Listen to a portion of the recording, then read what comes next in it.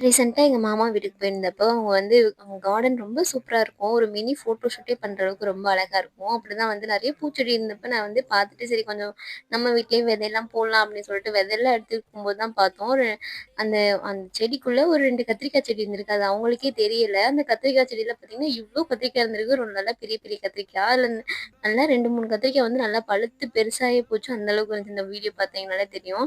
அப்புறம் முள்ளங்கி, வெண்டைக்காய், கத்திரிக்காய் அதெல்லாம் நெறைய போட்டிருந்தாங்க. அவரைக்காய் அதெல்லாம் நான் வந்து வீட்டுக்கு மட்டும் ஒரு 4 முள்ளங்கி பிடுங்கிட்டு, அப்புறம் கொஞ்சம் அவரைக்காய் பிடுங்கிட்டு இருந்தேன். பப்பாளி காயெல்லாம் பார்த்தீங்கன்னா, பழுக்காம இருந்துச்சு. நான் சரி அது பழுக்கட்டும் அப்புறம் பிடிங்கிக்கலாம் அப்படின்னு சொல்லிட்டு அப்புறம் விட்டுட்டு வந்துட்டோம். அதுக்கப்புறம் கொஞ்சம் எங்க அம்மா பார்த்தீங்கன்னா, அந்த சைடு மிளகு தக்காளி குழம்பு வச்சா சூப்பரா இருக்கும் அப்படின்னு சொல்லிட்டு அவங்க மிளகு தக்காளி பழமா புடுங்கிட்டு இருந்தாங்க. அவங்களுக்கு கொஞ்சம் புடுங்கி குடுத்துட்டு எல்லாத்தையும் எடுத்து பார்த்துட்டு இருந்தேன். எவ்வளோ காய் நம்ம புடுங்கியிருக்கோம் அப்படின்னு சொல்லிட்டு கத்திரிக்காய், அவரைக்காய், அப்புறம் கருவேப்பிலை, அப்புறம் கொஞ்சம் பூ விதை, அப்புறம் முள்ளங்கி இதெல்லாம் புடுங்கி வச்சிருந்தோம். பப்பாளி பழுக்கிறதுனால அத விட்டுட்டு இந்த வீடியோ உங்களுக்கு பிடிச்சிருந்தா லைக் பண்ணுங்க.